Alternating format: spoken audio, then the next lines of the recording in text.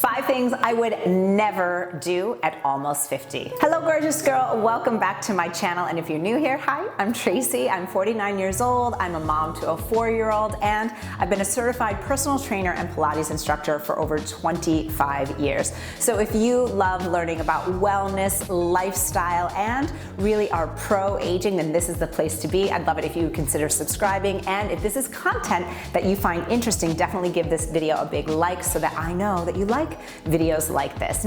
Oh, and you'll definitely want to make sure that you stay to the end of this video, because the last thing I would never do is really my favorite, and I hope it's going to be your favorite too. Now, I was born in 1974, so I really was a kid of the late 70s and 80s, and we did some wild things growing up. And now, as a parent, I can't imagine doing or allowing my daughter to do some of these things, but we did them and we survived, and here we are. So here are some of the things that I would never do that maybe I used to do back in the day.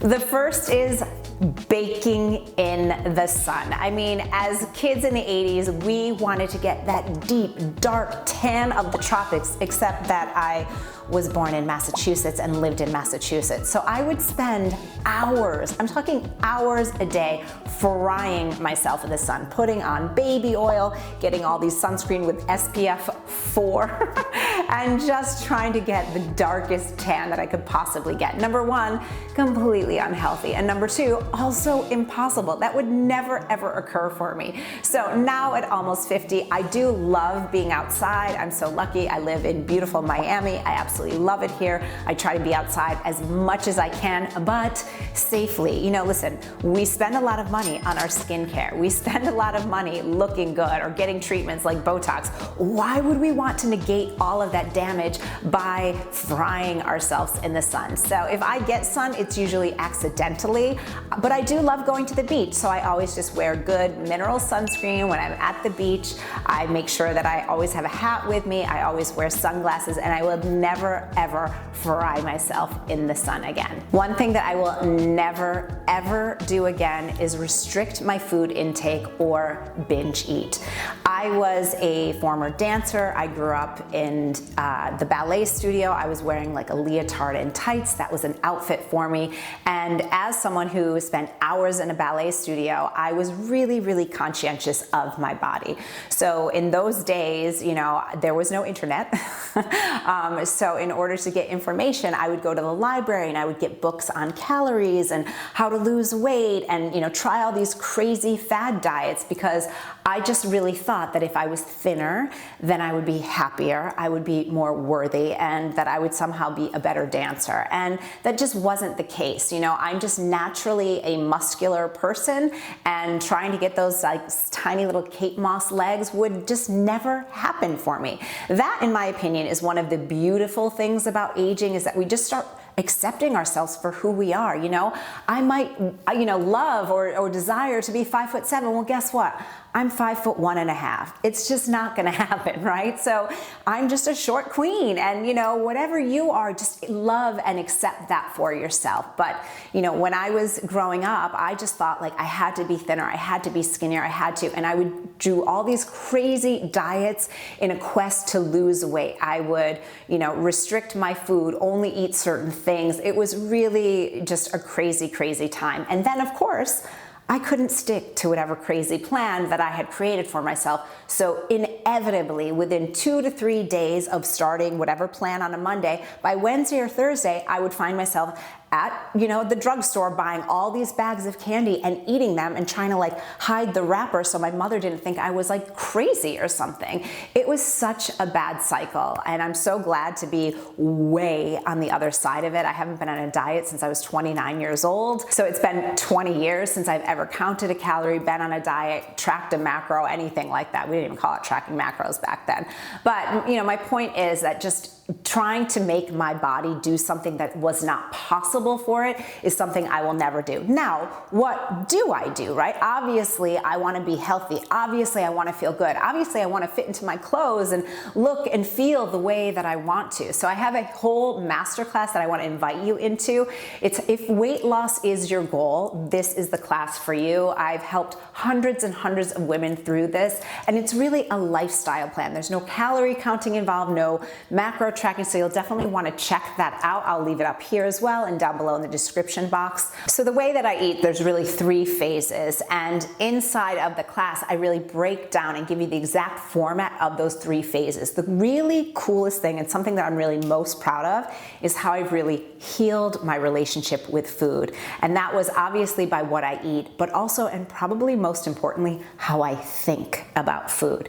And so I'm so happy that this has just become a way of life for me. It's completely natural. And I love it when people that maybe I've met through a course, or maybe they've met me through social media, when they actually get to hang out with me, they're like, wow, you actually really eat? I'm like, yes, I do. You absolutely can have it all and have the body that you want when you have the right system in place. So again, I invite you to check out that class, and I will see you there. So as I mentioned, I'm now 49 years old and my daughter is 4 years old. So yes, I was lucky enough to have my daughter when I was just 3 months before turning 45 years old. And obviously we were blessed with nature and science to help us have our child. But that being said, my time is my greatest commodity right now. It's the thing that I struggle with the most because I'm running a business and I want to be as hands-on of a mom as I am.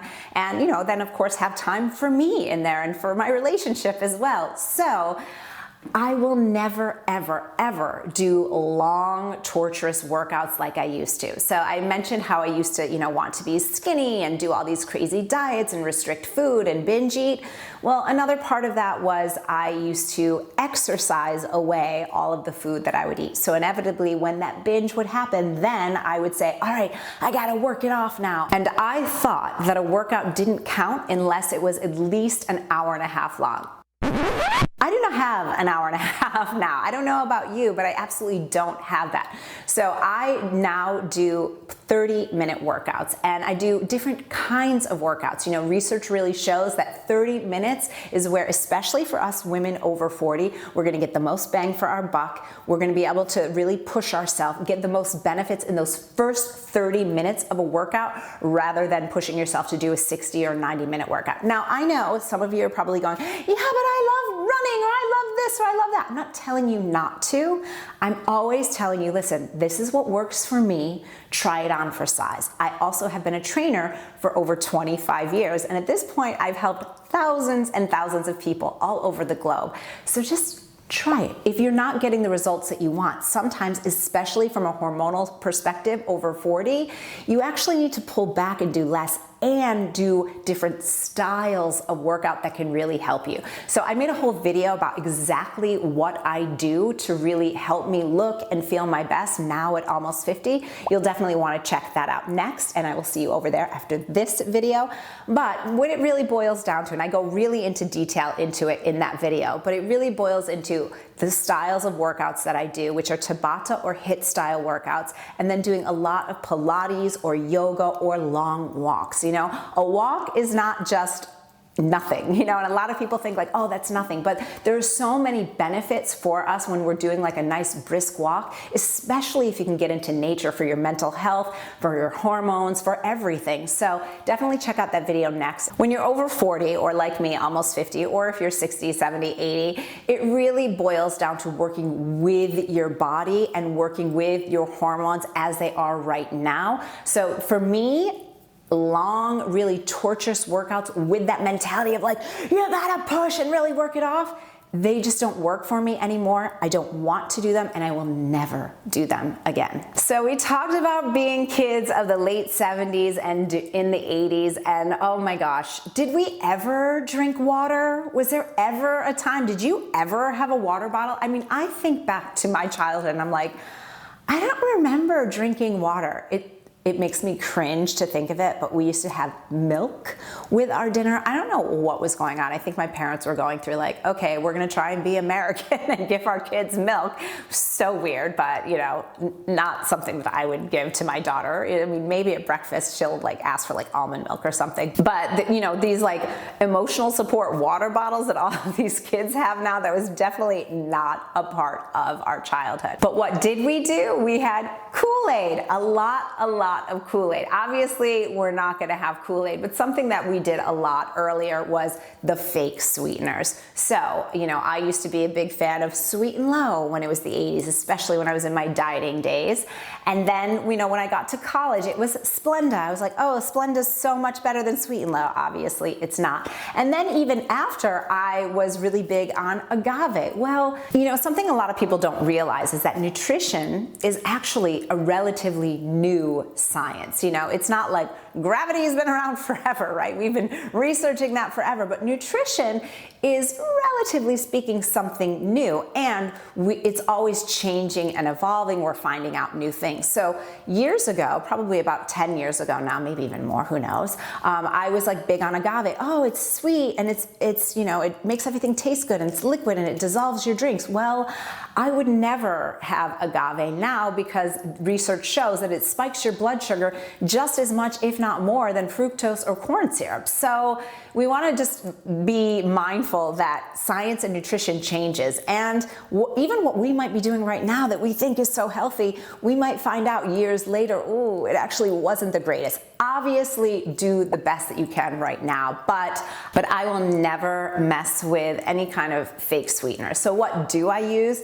I will use just a little bit of regular sugar. Every once in a while, if I'm at a restaurant or something, I'll just get like the brown sugar packet and put that if I'm having a coffee. But I always taste it first, because a lot of times if I'm at a restaurant or something, I will have like an almond milk latte or a matcha or something, and I always just check it, because a lot of times the milk is just sweetened already, and that's sweet enough. So that's a big tip for you. But I also, at home, I use a liquid organic stevia. Stevia is a plant. You want to get it organic, and I find that it just sweetens things. I really use a very minimal amount. It makes me feel good. It doesn't really cause my blood sugar to spike, and you know, you really use minimal. Like for a coffee, I use like 3 to 4 little drops, and that's it. So I prefer the liquid. If I'm out, again, if I'm out running around and I feel like getting stevia, I might use the packets, but you just want to check the ingredients, because a lot of times the powdered stevia, they put erythritol in it, which has been known to cause inflammation. So be mindful, eat real food. If it's the choice between something that's going to cause you inflammation or just a regular small amount of real sugar, I'd rather you go for the real sugar than cause inflammation for your body. I told you I was going to save the best for last, but now at almost 50, one thing that I will never, ever do is hang out with toxic people. You know, we've all had those experiences, especially when we were growing up, where maybe one of your friends was actually kind of mean to you, or like always had these like backhanded compliments or had something to say about you. And unfortunately, when we're younger, we usually, you know, kind of take it. Maybe we don't want to lose the friendship or whatever. But of course, this is the wisdom of aging, right? And as we get older, we start realizing, you know what? I don't have to accept that. I'm not going to accept that. In fact, I'm going to say no to that. And that's one of the things that I just love the most about getting older, is that the people that are in my circle, the people that I surround myself with, are really positive people. And I encourage you to look at your friends and look at your relationships, and if it doesn't make you feel good, at least minimize the time. You know, some of these people that might not make you feel good, well, maybe they're in your family and you can't just snip them out of your life. But you can also minimize the amount of time that you spend with them and seek out new friendships. You know, I moved to Miami when I was, 44 years old, and I didn't know anyone here.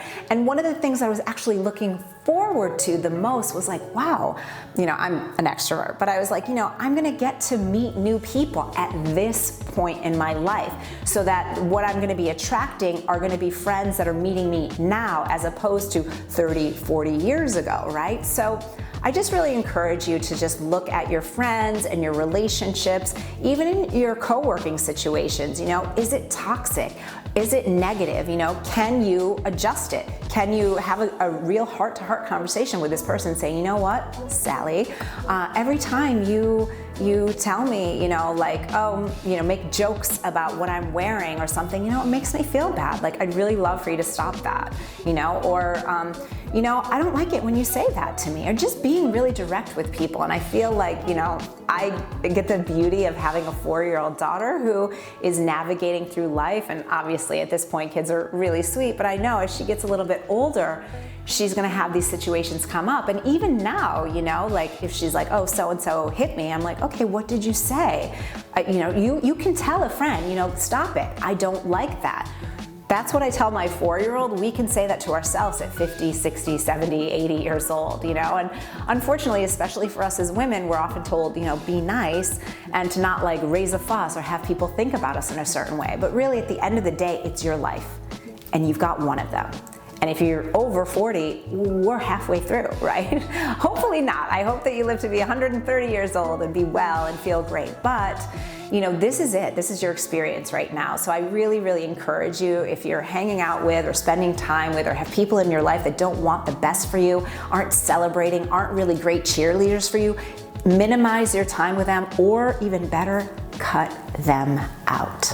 So I hope that you enjoyed this content today. You know, it's always a joy hanging out with you, and I'm just loving all of the conversations that we've been having in the comments. So please consider leaving me a comment. Let me know which tip was your favorite, or if I missed something, what's something that you will never do, let me know down below. If you haven't already, definitely please consider subscribing. It's totally free to do so. Just click on that subscribe button. And for everyone, make sure you click on that bell so that you know when I have a new video that goes live. And if you want to keep hanging out with me next, check out this video next, where I share with you all of my menopause do's and don'ts. You definitely don't want to miss it, so I'll see you over there.